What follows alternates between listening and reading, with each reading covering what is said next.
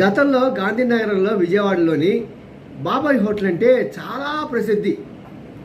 ఎంత ప్రసిద్ధి అంటే మన పల్లెటూరులో మన సొంత ఇళ్ళల్లో ఒక బామ్మగారు అన్నం చేసి టిఫిన్ చేసి ఇడ్లీలు చక్కగా చేసి దాంట్లో కొబ్బరి పచ్చడి వేసి కారపొడి వేసి చట్నీ వేసి అల్లం పచ్చడి వేసి దాంతో పైన మన సొంత నెయ్యి వేసి అక్కడ అందరికి ఇస్తూ ఉంటే ఆ నోట ఈ నోట ఆ ప్రజలందరికీ తెలిసి ఈవెన్ సినిమా యాక్టర్లు కూడా, ఎందుకంటే సినిమా యాక్టర్లు చాలామంది గాంధీనగర్లో లాడ్జీలో దిగుతూ ఉండేవాళ్ళు. అక్కడ వాళ్ళు పొద్దున్నే 5:30, 6 ఆ హోటల్కి వచ్చి టిఫిన్ చేస్తూ ఉండేవాళ్ళు. దాంతో చాలా ఫేమస్ అయిపోయింది క్వాలిటీగా కానీ దాన్ని కానీ ఆ యొక్క హోటల్ తీరు మాత్రం అలాగే ఉండేది. పాకలో బాబాయ్ గారు వెళ్ళిపోయారు, కానీ వాళ్ళ వారసులు వాళ్ళు ఇచ్చారు. ఈ రోజున ఆ హోటల్లో ఆయన పేరు చెప్పుకొని మీరు సొమ్ము చేసుకున్నారు, కానీ అసలు క్వాలిటీ లేదు.